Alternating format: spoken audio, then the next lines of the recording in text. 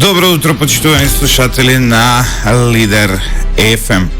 Големи предизвици има во Република Македонија. Првенствено собранието не функционира. Вчера собранискиот спикер Талат Џафери прогласи мораториум на седниците затоа што власта не може да обезбеди мнозинство. Зошто? Велат дека имаат болни пратеници, но постои и теза дека се работи за целосно нефункционирање на владината коалиција. Ова може да резултира на неколку начини. Може да резултира со избори, може да резултира со лидерски средби на кои би се договарало понатамошното делување на сите политички опции, но може да резултира и со некоја преодна техничка или експертска, не знам каква влада. За ова и за многу повеќе, ово утро мој гостин е Миле Левков, пратеник во Собранието на Република Македонија.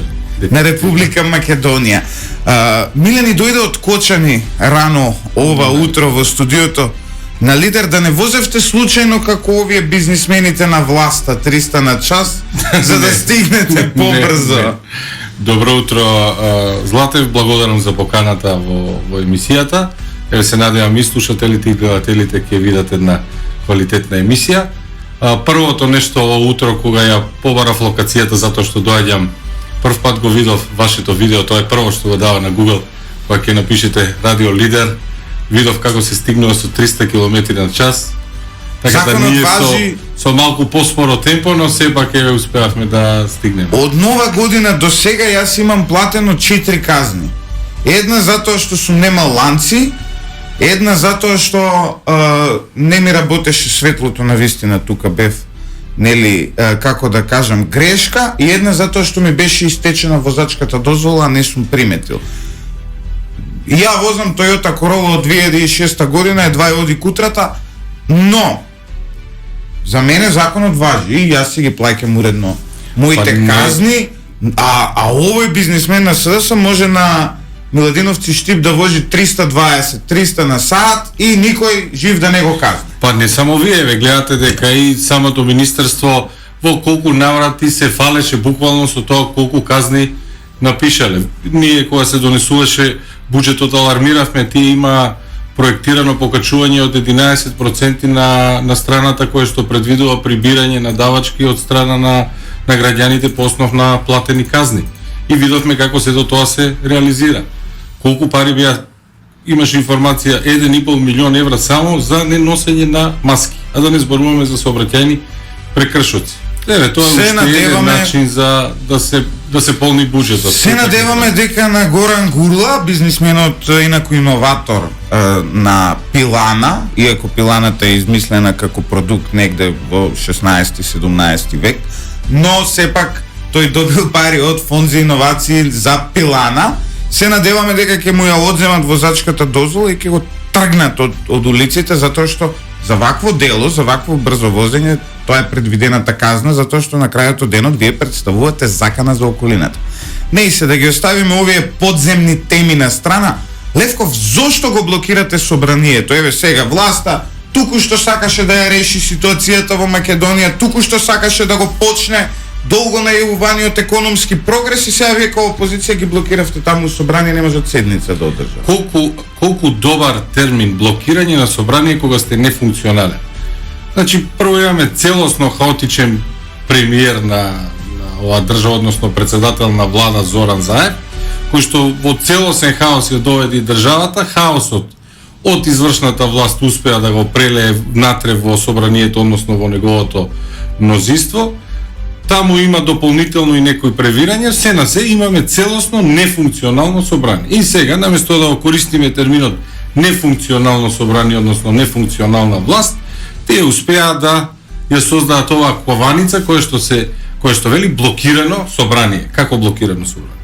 На кој начин опозицијата го блокираше собранието? Не сте им правеле за петиот пакет мерки? Да. За она што излезе сега петиот пакет мерки бил блокиран поради опозицијата. Кога излезе петиот пакет мерки? Еве и за гледачите и за слушателите. На 16 февруари, на седница на влада, самата влада ги донесува, односно ги предлага така наречениот 5 пакет мерки за економска поддршка. Истиот ден, уште 16-ти, а особено наредниот ден на сите медиуми, граѓаните можеа да ги прочитат тие фамозни 29 мерки. Ние излеговме со дополнителна констатација дека најважна е 30-та мерка, а тоа е борба против ковидот, односно целосна имунизација. Предлогот од 16 февруари, да ја направиме хронологијата, од 16 февруари, кој што помина на седница на влада, стигна во собрание на 19. Значи 3 дена. 3 дена стигна во собрание. Ние ги добивме материјалите на парламент, беа закачани на 22. Меѓутоа, од моментот кога стигаат во собрание, буквално одговорноста е на спикерот и на мнозинството. Зошто не се донесоа тогаш законите? Затоа што ќе ве потсетам, тие стигаат на 19, а на 3 март, колку дена е тоа? 12 дена подоцна, на 3 март беше таа фамозна седница во собранието, кога имаше мнозинство и Заев ја искористи за собствена промоција, односно самиот на себе. Зошто не ги изгласа? Зошто не ги изгласа? Зошто го искористи членот 217 од деловникот, да ја се надевам дека не грешам, и постави прашање за доверба на влада без право за дискусија. Значи, по тој член без право на дискусија. Значи, наместо да ги изгласа мерките кои вие нели сте ги блокирале, Заев си изгласа. Абсолютно. Па добро, ама нормално е Левков сега вие нормално дека на човекот неговата фотелја ќе му биде поважна од нашите плати. Како ви очекувате сега на не ќе остане без работа доколку не му изгласа на доверба. Секогаш правенствено инстинкт на еден човек е да се бори за самиот себе си, како и премиерот Зоран Заев за своето работно место. Меѓутоа, тоа Златев е многу краткорочно гледање на работите. Тој успеа, за жал, и кај себе и кај неговите поддржувачи овие кои излегуваа да гласат, да ги убеди дека да, бродот тоне, меѓутоа први ќе се удаат тие што седат подзади, ние ќе преживееме, ние сме напред, ние сме елитата. Меѓутоа тие не сваќаат дека ако потоне, потонавме сите. И тие подзади, и тие под палубата, и тие во вип собите како што е тој. Меѓутоа, еве за жал се постави едно такво темпо и една таква динамика и сега виновни за тоа, како што рековме, кој? Опозицијата, затоа што го блокирали. Сантата мраз на која се удира овој брод, веројатно е некохезијата внатре во коалиционите партнери на СДСМ, барем според она што може објективно да се забележи. Сега, прашањето ми е следно. Дали мислите дека решение на ова е создавање на ново парламентарно мнозинство, нешто што ВМРО-ДПМН долго го најавува, или можеби е нови избори и широка влада? Како ќе излеземе од се ова, Левков? Тоа е на крајот од денот прашањето кој дека проблем има, но како ќе излеземе од така? Најпрви проблемите во владеачкото мнозинство тргнуваат само, нели, според нас и во емисијата лично според мене, поради тоа што помалите партии, коалиционите партнери на Заев не сакаат на своје конто да ги земаат одговорностите поради грешките на Заев. Токму од тие причини и ние како опозиција излеговме во неколку наврати и рековме дека широка коалиција практично со Заев е невозможно. Невозможно е во овој момент вие да функционирате и да работите во влада каде што Заев ќе има негови министри и вие ќе имате ваши министри, затоа што самиот хаос кој што тој го наведува создава една ситуација во кој што никој со здрав разум не би се нафатил да функционира во влада со Заев, кој што, гледате, и е коруптивен, и е крајно неорганизиран, и сите негови поставки имаат само една цела, тоа е, да кажеме, политичка промоција и негово политичко етаблирање како лидер. Впрочем и ги видовме овие изборите севернокорејски, како укажа дека тоа е неговата единствена. Тоа што вие во ВМРО-ДПМН немате доволно демократски капацитет да организирате внатре-партиски избори со еден кандидат. Па така, па блесна тие. Со еден кандидат. Немојте вака да ги обвинувате. Блесна демократскиот капацитет на Заев. И во време на пандемија видовме како се фалеа со 59.000 и 240.000 огромни бројки. Се надевам дека нема истата методологија да ја применат и на пописот, каде што ќе попишуваме од 59.000, 240.000 и така натаму. Верувате дека чим не може широка влада, тогаш остануваат две опции. Експертска или избори. односно експертска влада да организира и на предвремени избори е најдобрата опција за Македонија. Предвремени избори, веројатно во септември, заедно со локалните избори би било... Ќе оставиме на лидерите тоа да го решат на лидерство. Но самиот проблем со пандемијата кој го имаме во Македонија завзема се поголеми размери. За жал. Вчера имавме една ситуација да колегите од Македонската асоциација на новинари се вакцинираа во Србија со помош на Српското здружение на новинари. Погледнете, Левков, каде оди парадоксот. Каде оди неспособноста.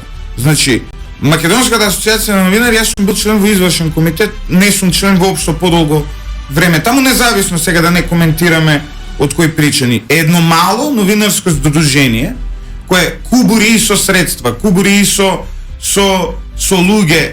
Мислам дека доскоро нема ни канцеларија, не знам дали е сменета сега ситуацијата, и едно мало здружение на новинари успеа да обезбеди 100 вакцини, а Венко Филипче со цела политика позади него, со стотици милиони евра буџет во фондот за здравство, со владата позади него, со цела фармацевтска индустрија позади него, не може да обезбеди вакцини. Не сте во право. Венко обезбеди вакцини. Венко тој како кажуваше, секој месец обезбедивме, еден месец 200.000, 800.000 вакцини, второ, ставаме огромен притисок на министерот, тој имаше за гласање, тој видовте како излезе прв да му честита на лидерот, на неговиот лидер Зоран Заев, неговиот, како да кажеме, партиски за својата нова функција. Вистината е жална дека јас тоа го кажа во еден наврат, сите светски лидери рекоа дека сме во војна со непознат непријател кога зборуваа за пандемијата. И сега ние како ја теравме таа војна овде во Македонија? Како герила, односно секој се сноеше сам како знае и како може, тоа од почетокот на пандемијата. Во контекст и ова вакцинирањето на новинарите. И исто така тие герилски се снајдоа сами себе. Тие сами си го решија својот проблем, односно благодарејќи на нивните контакти успеа членовите, односно новинарите, да се вакцинираат. Ние имаме целосно нефункционален министер за здравство, кој што, ако сме нормална држава, треба да има кривична одговорност за неговите постапки. Погледнете изјавата на министерката за одбрана Радмила Шекеринска. Ние можевме да набавиме вакцини, меѓутоа не ги набавивме затоа што луѓето ќе речеа дека на нив ги тестираат. Значи тоа е јавно признание пред целата јавност дека вие не сте набавиле вакцини затоа што се грижите за тоа што ќе речат луѓето, односно за политички поени. Доколку оваа власт не е ефикасна во справувањето со вакцини, тогаш е значително ефикасна во она што се нарекува справување со политички опоненти и неистомисленици. Само да им најавам и на гледачите, веднаш по ова интервју јас се упатувам кон кривичниот суд Скопје 1, каде што денес имам рочиште во кое се бара затворска казна за мене за оддавање на државна тајна, затоа што објавив документ кој сведочи за злоупотреба во Агенцијата за национална безбедност. Во исто време вчера видовме правеа таму циркуси, му влекуваа на Груевски дома и така натаму. Значи, имаме луѓе во затвор, во Штипскиот затвор, имаме луѓе политички затвореници на секој чекор, но значи тоа што не е способна да се справи со пандемијата, не значи дека не е способна власт. Еве гледате колку е способна во справувањето со секој оној кој барем малку ќе крене глава. Важно е вие каде ги користите ресурсите. Значи вие имате влада, држава целосно и компромитирана, и корумпирана, и неспособна, кој што направи рекордно задолжување, кој не го броиме во милиони, го броиме во милиарди. И целиот тој државен капацитет, а државата не е за подценување, целиот државен капацитет Заев го искористува само да се одржи на власт. Во меѓувреме имаме огромен број на заболени, во меѓувреме имаме полни болници, во меѓувреме имаме дека сме на трето според The Economist, сме на трето место во светот по она што The Economist го нарекува прекумерна смрт од ковидот. Трето место, не 10-то, не 15-то, трето место. Две релевантни светски институции не укажуваат дека сме целосно корумпирани. На Freedom House имаме 40, на индексот на демократи имаме 41 58,57%. 10 години имаше режим тука од ВМРО ДПМН, не може Заев да ги оправи туку така работите. Сето тоа спаѓа во тоа како го викаат Мандела ефект. Мандела ефект тоа е еден ефект во кој што да кажам лажни вести или лажни информации луѓето ги сметаат како точни, го добил називот по тоа што луѓето сметале дека по некои вести дека Мандела починал уште во 80-тите години, а тој починува 2013. Сега, токму тој Мандела ефект, она што го реков, тој набави вакцини, таа е нивната цел. Ти излегуваат во јануари, во февруари, во март, излегуваат со информации. Ке стигнат 200 вакцини, ке стигнат 800.000 вакцини. Во меѓувреме, сакаат да одат такви вести како што ги видовме. Денеска бевме во посета на здравствениот центар каде што тече вакцинирањето, за луѓето да добијат впечаток дека вакцинацијата тече. Меѓутоа, ова не е така. Ова утро главна вест на Time.mk е дека Заев во посета на компанијата Брако во Велес за промоција на инвестиции и на прво хидрогенско возило. Значи, Брако е на, како се викаше, на Кочо Ангишев. Брак, иначе доскорашен вице-премиер на Зоран Заев и сега оди кај негова фирма ово утро и од тоа се прави еден пиар настан за поддршка на бизнисот од страна на Зоран Заев. Па тоа граѓаните на повеќе општини во Македонија, меѓу кои јас лично знам и на Штип и на Кочани ја запознаа Брако, кога веднаш посем најавите за метлата која што беше на Заев, посем катастрофалните резултати на председателските избори, повеќе директори на комунално јавните предпријатија, не знам дали во желба да му се извинат, да се дотворат, да се спасат од метлата, можете да проверите како набавија еден куп така наречени специализирани возила за метење или метларки по цени од 80 до 90.000 евра токму таа. С-класа Мерцедес може да купат за тие пари и со него да метат. А самите повици беа така убаво наштимани да одговараат на неговите возила. Колку што знам користи литиум-ионски батерии, така во повиците се бараше да користат литиум-ионски батерии, па сите комунално јавни предпријатија платија од 80 до 90.000 евра, иако тие специализирани возила кои што се како еден поголем скутер, може да се најдат и за 3 пати помала сума. Меѓутоа, дали да се спасат од метлата, дали токму беше тој тајмингот кога се појави мистериозно потреба во целата држава, одеднашка координирано повеќе комунално јавни предпријатија, иако во Македонија имаме загуба на вода од 70%, иако поради загубата на вода ние правиме годишна загуба од 10,5 милиони евра, и тоа не е информација според мене, тоа е информација од Државен завод за ревизија. И одеднаш комунално јавните предпријатија не најдоа за сходно или дека е потреба да ги решат загубите на вода, туку во ист момент синхронизирано и текна, на нас ни треба возила од кој? Од Брако ни се потребни возила. А во меѓувреме, само да ви кажам, имаме активна кредитна линија од Светската банка во висина од 70 милиони долари за поддршка токму на вакви проблеми, односно на водоснабдителни системи и така натаму, од кои што способните градоначалници на Заев, па и самиот Заев и неговата влада, имаат искористено само, ќе погодите, 15%. Можам да кажам само жива среќа што Кочо Ангишев прави вакви метларки, па може би некоде и ќе се најдат. Не дај Боже да имаше фабрика за лубриканти. Не дај Боже тогаш на виз, кој знае што ќе се случеше. Годинава можам да кажам дека се уште нема излезено набавка на лубриканти. Да апелираме да направи фабрика за вакцини, па може би конечно и немојте ве молам, што ќе кажат во тие вакцини. Подобри се овие во Индија што ги прават и подобри се имаат покажано. Знаете, годинава власти изненадува, март месец се уште не се набавени лубриканти од страна на владата. Ова е за мене, обично секоја година во првиот квартал, во вториот квартал се трошат негде околу 1 милион евра за лубриканти, за жал за презервативи. Не ги следам тие вести. Може би, да, не ги следите тие информации. За жал Годишно нашата власт троши по 1 милион евра за лубриканти и презервативи кои ги делат на невладини организации. Подоцна.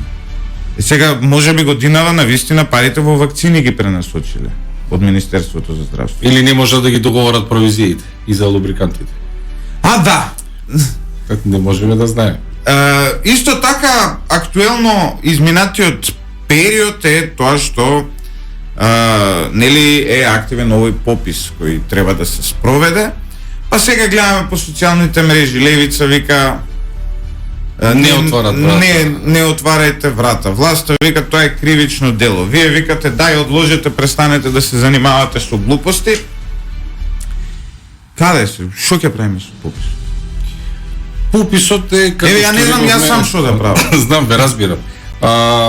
Не само вие, тоа е проблемот. Имам двајца хронично болни родители. Апсолутно. Огромен ризик по јавното здравје, огромен ризик. Сабале возејќи на кај вас во емисијата, слушна вест, директорот на Државен завод за статистика Апостол Симовски ја гарантира безбедноста и почитување на протоколите. Кој со здрав разум може да ја гарантира безбедноста и почитување на протоколите на 3500 попишувачи? Кажете ми, кој може тоа? И овде се гледа дека имаме целосно политизирана и целосно нарачана операција. Ако и погледнете извештаите и на UNEC и на Обединетите нации кој што е фондот за население, сите имаат препораки да биде одложен и да биде поврзан со процесот на имунизација.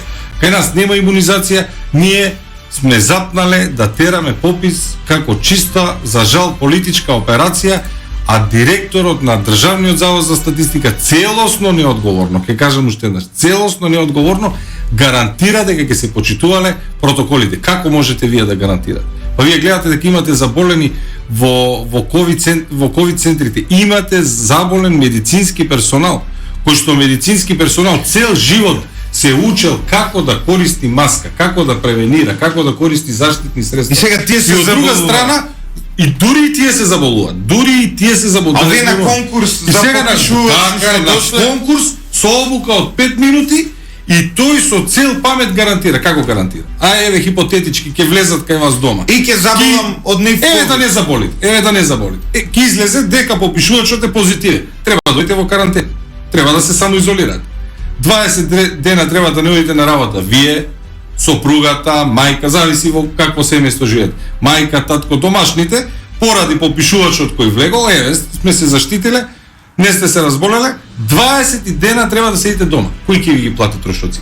Не одите на работа, се занимавате со земјоделие. 3 пати до сега сум бил во карантин. Прашањето ми е, директорот на Државен завод за статистика кој што излезе денес гарантира, знаете што значи гаранција? Еве ќе купам компјутерот, имам гаранција. Знаете што значи гаранција? Ако се расипе ќе ви го дадат. Или ќе добиете нов или ќе ви го. Како може не знам дали се пресадуваат бели дробови, па да ги тој гарантира дека ќе се тој може да апелира. Тој може да се заложи. Како може Левков да гарантира? Има по социјалните мрежи, по оние сајтови за теории на заговори, така натаму има една огромна групација на луѓе кои не веруваат дека воопшто постои COVID-19. Се работи за очигледно луѓе кои имаат проблем некако со рациото и не гледаат што се случува. Но веројатно нашата власт е во таа група.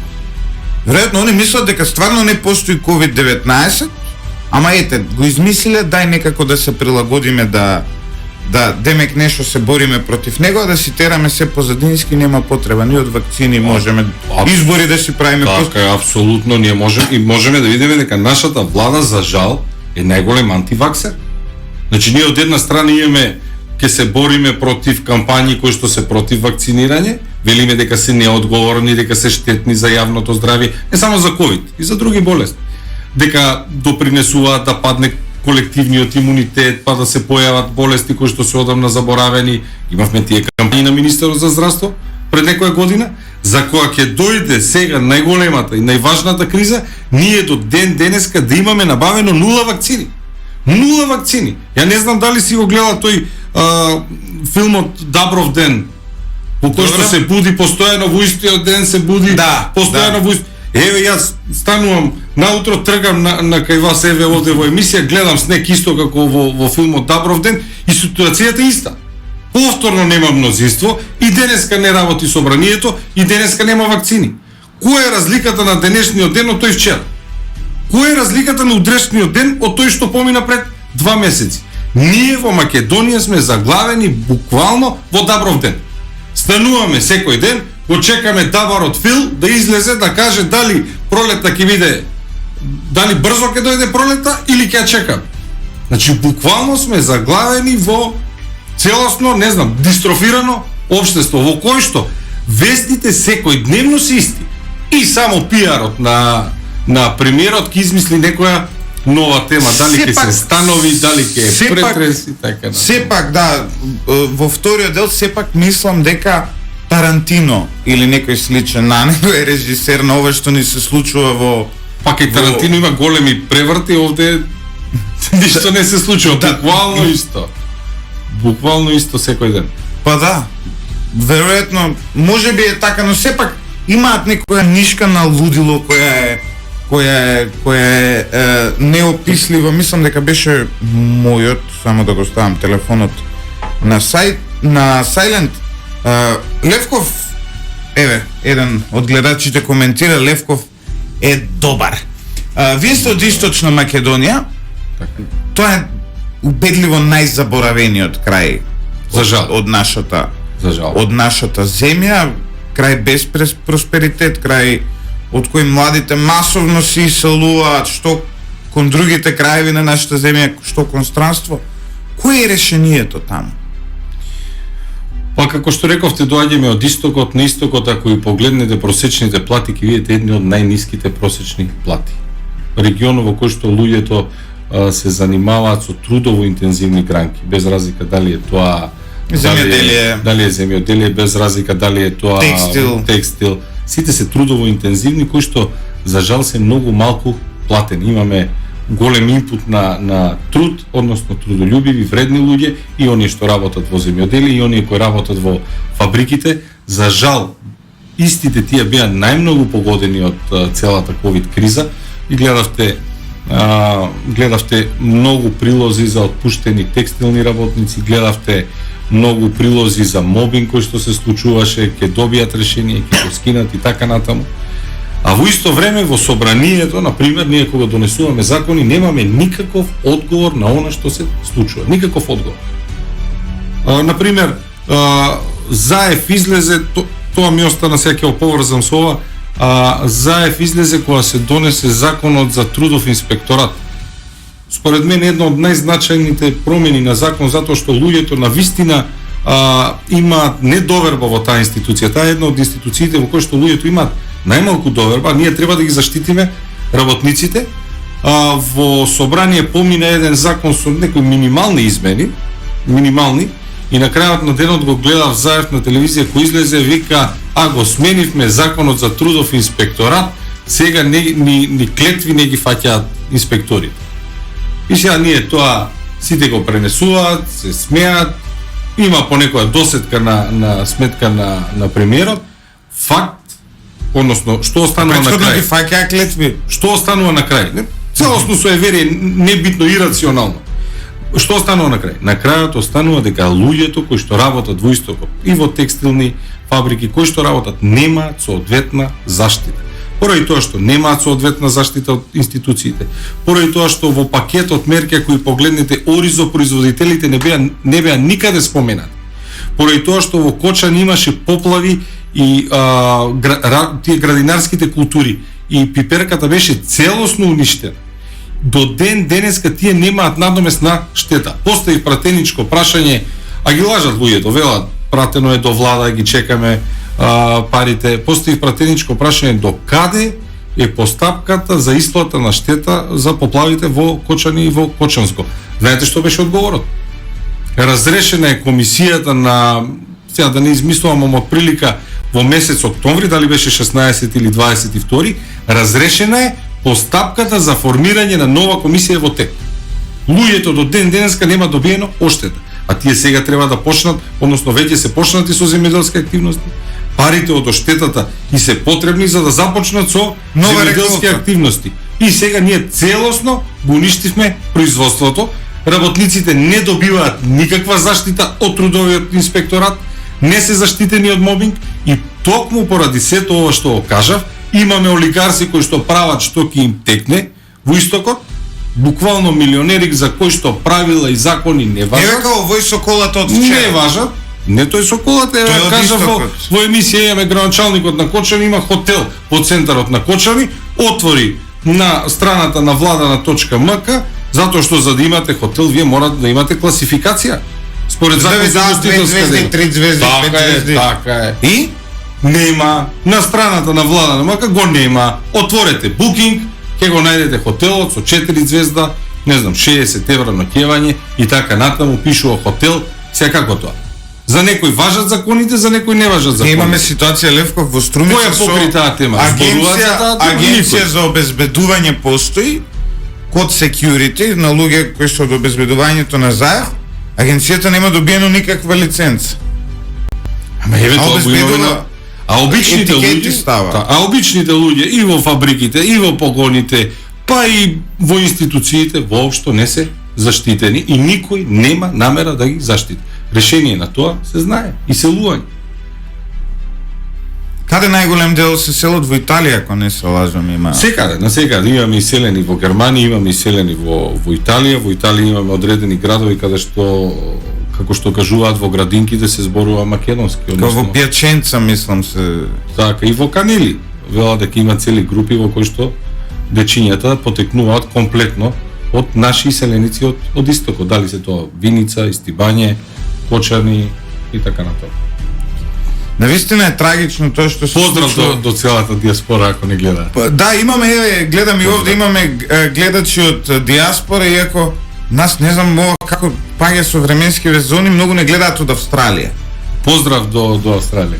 Поздрав огромен до Австралија, слобода за абориджините кои се еден од ретките народи кои не поддржаа во онаа битка за името, па дури излегоа рамо до рамо со нашинците таму кога тие нели протестираа. Нас многу не поддржаа. И не случајно 144 земји не призна. За жал ние однатре не се поддржавме. Да, ние самите себе не се поддржавме. Во однос на ова злодело Левков, факт е дека тоа ќе остане долго да биде комплекс на овој народ, на еден или на друг начин, но со која финеса можеме барем малку да си ја вратиме гордоста? Вие како политичари би требало да го имате тој модус, како да кажем. Прво и основно и најважно и за здравството, и за економијата, и за враќање на достоинството е имаме поздрав од Швајцарија и од Чешка. Голем поздрав. Да. Мило ми е што гледа. Што не следа. Мораме прво да го тргнеме заев. И тоа е многу сериозна обврска и таа обврска не е само дел од политичка агенда, да кажеме, на една политичка партија, таа треба да биде национален приоритет. Со Зоран Заев, со неговите политики, со неговиот начин на водење на политика, ние не можеме ни да започнеме да разговараме за враќање на достоинството. Се ќе биде хипотетички и нестварно. Чи прво и најважно е Зоран Заев и неговата влада и тие неговите послушници да бидат тргнати од власт. Баш ве разговарав со еден војник кој многу го понижува тоа што тука пишува Норд Македонија, нели, на униформите, и вели, па зошто вика мораше да пишат Норд Македонија? Му велам, па немаат право, нели, да напишат Македонија. Да, вика, но може да напишат МКД арми, да речеме.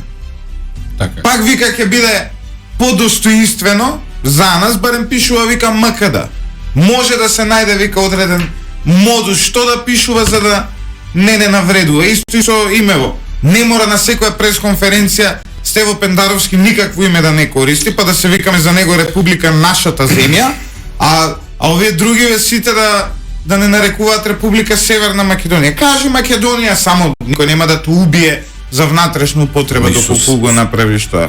Договорот е штетен, катастрофален и така.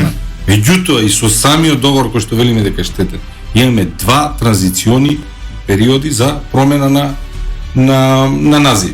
два транзициони периоди. Оној кој што е за внатрешна употреба, роковите почнуваат да течат од започнување на преговорите со Европската Унија. Каде брза? Зошто брза? Зошто се брза? Ова што го кажавме, да се сменат буквално секоја терминологија, да се избрише трагот од се што е македонско, па со брусалици и гледавме како бришеа шахти. Знаеш зошто? Само заради поделбата во општеството. Затоа што тие создадоа огромен антагонизам внатре во рамките на самите македонци. Се сеќавате на онаа забрана да се користи терминот Македонија во приватни фирми. Еве сега ќе ви давам една аналогија. Во министерот да. Имам пријател, катастрофално писмо. Имам пријател кој има компанија во Лондон која се вика Macedonian Cyber Security Group, со програмирање нешто се занимава. И сега пази, во Лондон имаш право да регистрираш фирма што го има Македонија во нејзиниот назив, а во Скопје немаш право да отвориш таква фирма. Да биде иронијата уште поголема, еве да речеме, каде што седиме ние зградаве на American College. Дал некој од Америка согласност да се вика Америка? Не. Имаш во Петровец Italian Hospital. Италија дала дозвола, некој дал званично, еве сега викајте се ви Italian Hospital. Прво тоа навлегува во човековите права на луѓето да ги именуваат субјектите како што сакаат. Да имавме министер за правда како што треба да биде министер за правда, после таков документ кој што излезе во јавноста требаше да се даде оставка истиот ден. Затоа што не е негова задача и не е негова работа тој да го создава правото. Министерот треба да го спроведува правото. Не може министерот да создава право. Тој влезе во процес на создавање или правна креација. Тој кажува кој што смее, кој што не смее. И тоа го дава од позиција на министер за право. За правда. Министер за правда, а целосно погрешно го применува правото. Со тоа што и забранува на сите субјекти да го користат терминот Македонија. Истата формулација има токму во Пражинскиот договор. Меѓутоа таму е 10-кратно поблаго употребено од она што Бојан Маричич без никаква мака излезе и го лиферуваше во јавноста. Која е целта? Како што реков, целосен антагонизам помеѓу луѓето. Овде дали мислите дека тоа што да речеме Бојан Маричич не е македонец, припаѓа нели на една малцинска заедница во нашата земја, дали мислите дека тоа му олеснува вака да носи вакви одлуки? Не мислам дека е до тоа. Лично не мислам дека е до тоа. Сметам дека тој ја следи целосно политиката и насоките кои што му ги диктира Зоран Заев. А Зоран Заев не е припадник на друга етничка заедница, туку тој е припадник на... Тој е граѓанин на светот. Како станува збор за еден космополит кој нема етничка заедница, секој човек на му е брат. По провизија. Добар додаток. Да се вратиме на посериозни теми. Минатата недела ВМРО ДПМН ви организиравте протести, ако не се лажам, пред Министерството за здравство за оној случај со родилката и за сите овие хаоси што се случуваат. Вие мислам дека говоревте таму. Да. Беше протест кој што беше организиран од страната на Унија на жени, каде што протестот генерално беше за сето она што се случува во македонското здравство. Мојот дел таму беше се обрати во врска со неспособноста на министерот Филипче, затоа што според мене сметам дека тоа е најважен момент и дека ако тргнеме да ја решаваме, треба да проблемите да ги реши токму оној кој што е најодговорен за тоа, затоа се вели одговорните, а тоа е министерот Филипче, истиот треба да си даде оставка затоа што и до денеска, како што рековме, нема набавено вакцини, а свесно и лажеше луѓето. Јас и таму кажав, и сега ќе кажам, потребно е да има кривична одговорност за тоа што не набавиле вакцини, односно не го заштитиле јавното здравје. Од една страна, за Синофарм, видовме дека му поврати авансот, ние дополнително излеговме со информации дека самата набавка, цените на набавката, фирмата на која што се префрлени, се проблематични. Од друга страна, со Pfizer видовме дека договор нема, иако рекоа дека направиле, во многу наврати. Единствени вакцини се оние кои што се донираните. А здравството во државата за жал е онако како што е, односно е целосно катастрофално. Па вчера имавте вести како гинеколог дошол во Скопје за да се вакцинира и го вратиле затоа што не бил на листата за вакцинирање. Не знам дали ја видовте вести. Тој патувал од Охрид до Скопје за да се вакцинира, затоа што бил пријавен на мој термин за вакцина како здравствен работник зборува. Добил термин, кога стигнал во Скопје, тие му рекле дека не се наоѓа го нема во евиденција и не може да го вакцинира. Вакцинирале некој власт. Замислете вие. Гинеколог. Трудници кои што патувале во Охрид да бидат прегледани кај истиот доктор и бил откажан прегледот затоа што докторот е во Скопје, а па на докторот му го откажуваат прегледот. Сега замислите каква какафонија и каков хаос во здравството. И кој е одговорен за тоа ако не е министерот? Кој? Блокирањето на собранието, опозицијата е одговорна. Се мора некој да биде виновен, а не може да бидат тие. Так. Барем според нив.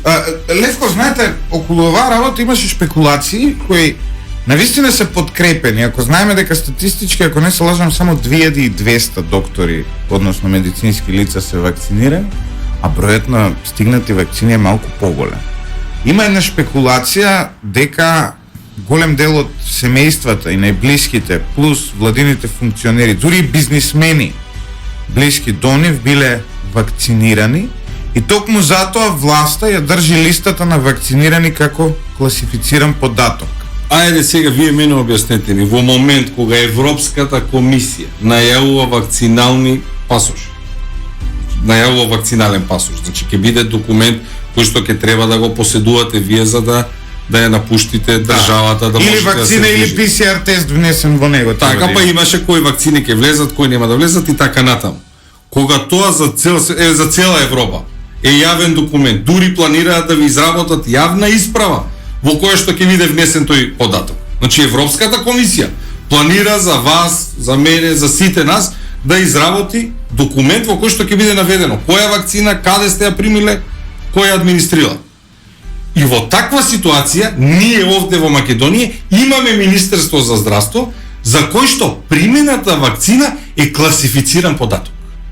Што мислите? Класифициран податок. Сега погледнете го, ама контрастот. Има само едно објаснување. Затоа ние во собрание, вчера имавме пресконференција, јас лично излегов, рековме дека и денеска ќе го поднесеме до Собраниската комисија за здравство ќе поднесеме барање за декласификација на информациите за тоа кои лица се вакцинирани, затоа што ние, не само ние, јавноста има сознание дека се крај крајва и доктори да знам дали мојата матична е вакцинирана, за да знам дали е безбедно да отидам кај неа. Значи јас не за џабе го спомена вакциналниот пасош. Ние имаме втор проблем со вакцини. Значи првиот проблем е имунизацијата. Ако не добиеме вакцини, нема да бидеме имунизирани. Вториот проблем е токму со тој вакцинален пасош. Ако не добиеме ние вакцини, ќе бидеме затворени како во гето.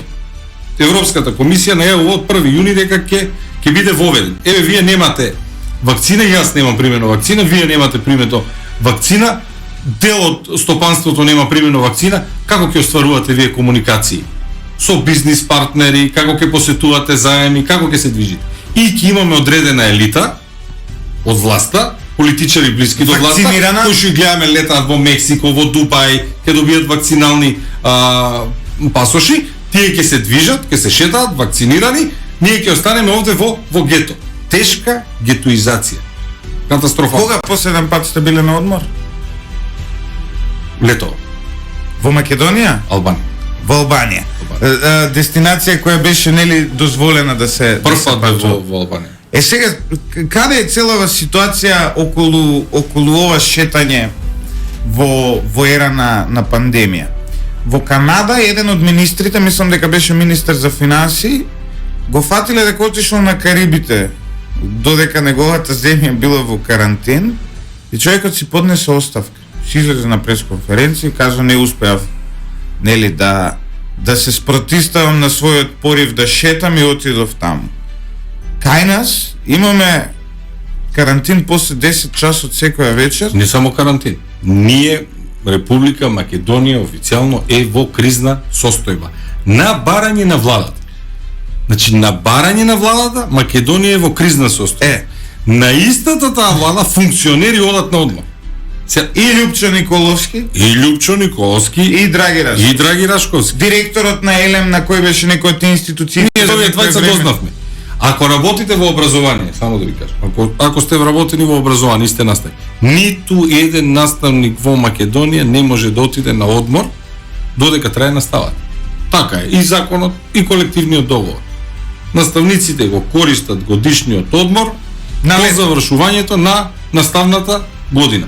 Чи завршува на 10 јуни, можете да користите одмор. Ако не сте оствариле одреден број на учебни денови и се продолжува учебната година, не можете да дојдете на одмор. Наставници, здравствени работници не можат да одат на одмор. Поради кризната состојба, пожарникари, полиција и други имат Ние посебни новинарите немаме услови пари и да сакаме, како не да можеме да одиме на одмор. Ма ефтино е во Мексико, знаете се, молам, значи, не ги следиш информациите, ефтино е, никогаш поевтино. Најефтиното е 400 евра дневно, не знам како да ви објаснам. Никогаш поевтино. Жабалак, ние викаме во Кавадарци. Ке отидеш тотално... Јас сметам дека на многу семејства и направи проблем сега дома и викаат сопругите да одиме за Мексико. Да. Тој се пофали дека било роден ден на сопругата. Сега, тој излезе дека е добар сопруг, добар функционер, снаодлив, ние за жал остануваме овде во... Сепак се работи за човек кој е иноватор. Може да го патентира одењето на одмор во Мексико. И неговата иновација си ја продаде сам на себе 50.000 евра, иако неговата институција нема право, нели, да набавува. Меѓутоа, ако видовте, премиерот Заев рече дека ја проверил набавката и се било како што треба. Да? Да. Тоа е, веќе имаме официјално дека... Да, вика нека институциите ќе проверат, меѓутоа јас лично проверив, таква изјава видов и се е во ред. Еве, почнува, нели, Тачи го нападна Ахмети. Тој удри со оружје по оваа држава, а Заев направи за албанците повеќе од него. Чекајте сега, ова е... јас ваков абсурден став неам видено. Секунда. Значи, прво, Мендух Тачи го напаѓа Ахмети од македонски патриотски побуди, вика, овој не е напад на земјата, нели, како учека. Значи, Мендух Тачи е македонски националист. Понатаму, во вториот дел од реченицата, а Заев направи повеќе за албанците од него, значи тој станува и албански националист. Дали е ова новата идеологија на Зоран Заев, Левков? Од една страна да бидеш албански националист, од друга страна да бидеш македонски националист. Од трета страна по потреба и бугарски националист. Како што рековме, тој е граѓанин на светот и сите му се браќа само по провизија. Кога немате идеологија, кога немате ништо свето, ова е резултатот кој што го гледаме. Човек кој што е спремен на се само за да остане на власт. Мислите ли дека ова со ова на Тачи, нели, изјавава говори за проблемите во коалицијата? Не сум ја прочитал целата изјава, интересен наслов по ова што го слушнав. Еве сега ќе ве прочитам. Да, најверојатно. Не можеме да зборуваме, да заборавиме на 10 години власт на Дуи заедно со ВМРО ДПМН на Груевски, па и Тачи беше со нив. Дуи немаше никаква одговорност во таа власт, порача Мендух Тачи и нагласи дека за него симпатично е тоа што Ахмети се борел земјава да стане дел од НАТО и ЕУ, а токму тој ја нападнал Македонија со оружје кога се подпишувал договор за асоциација и стабилизација, мислејќи за конфликтот 2001. Како што нагласи Тачи, актуелниот премиер од таборот на СДСМ Зоран Заев направил многу повеќе за албанците отколку Дуи и Али Ахмети. А како пример го посочи контроверзниот закон за употреба на јазиците. Требаше на власт да дојде Заев за да се донесе законот за јазиците. Дуи беше на власт заедно со ВМРО ДПМН и не успеа да го донесе тој закон порано. Вели Мендух Тачи. Повторно иста работа, повторно истите тези кои што на крајот на денот имаат само една последица, тоа е штета на македонските национални интереси од секој аспект. Од секој аспект. Меѓутоа, како што гледаме, Заев воопшто не штеди нити како нација, ниту како народ, дали ќе ја бриши историјата, дали ќе склучува штетни договори. тој кога седи на маса за него нема, како што видовте, нема црвени линии кога треба да ја договори неговата лична положба, лична состојба.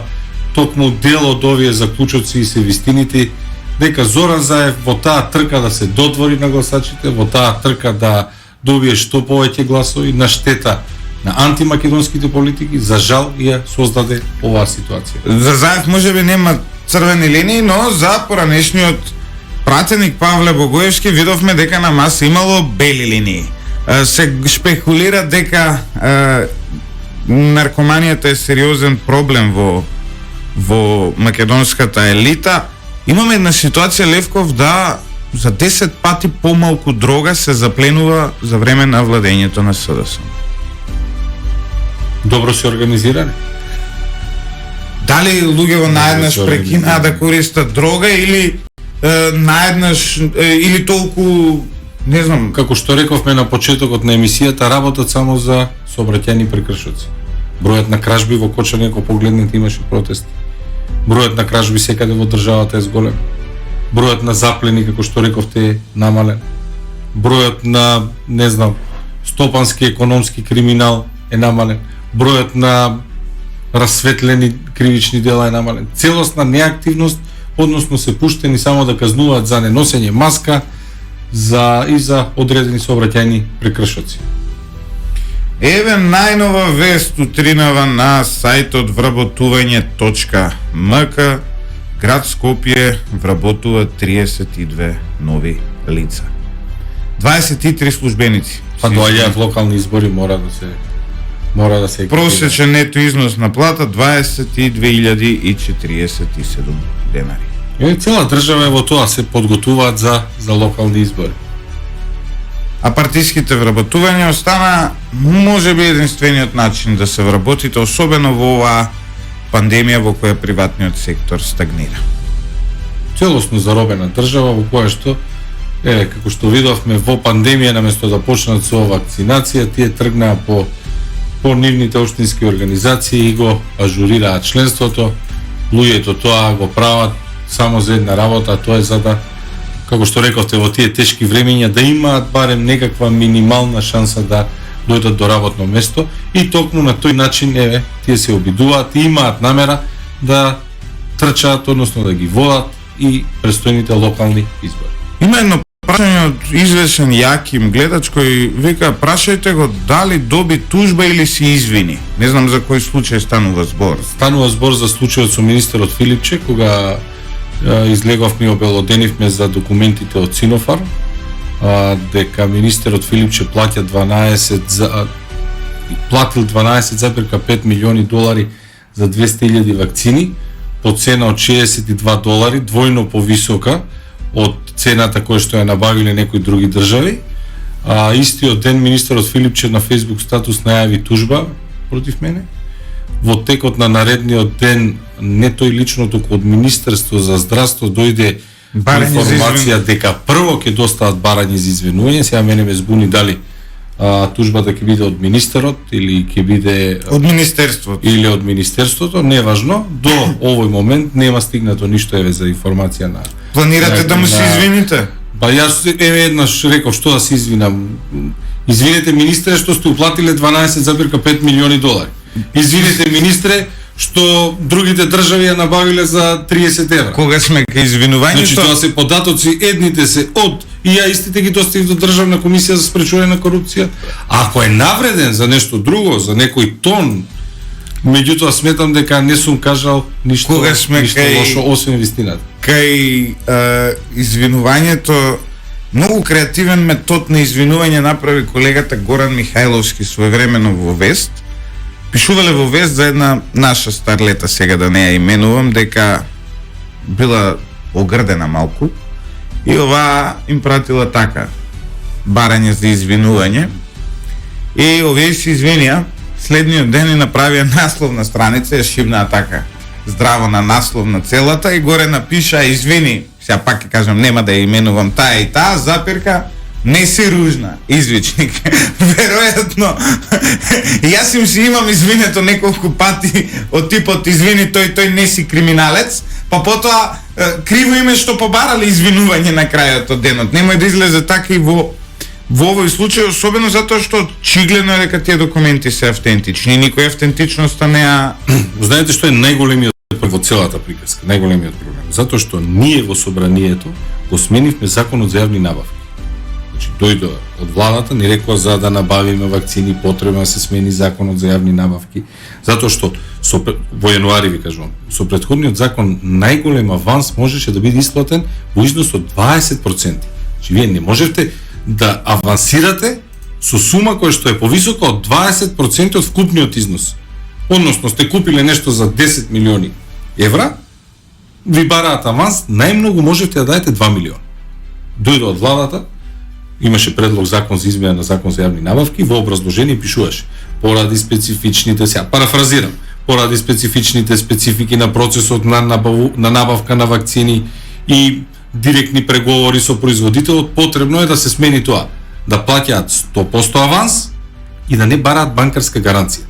Затоа што претходно, ако авансиравте, треба да барате банкарска гаранција, затоа што може ќе авансирате на некоја компанија, таа нема да исполнува врската и вие нема да ги видите парите никош назад, затоа што пример не се ликвидни.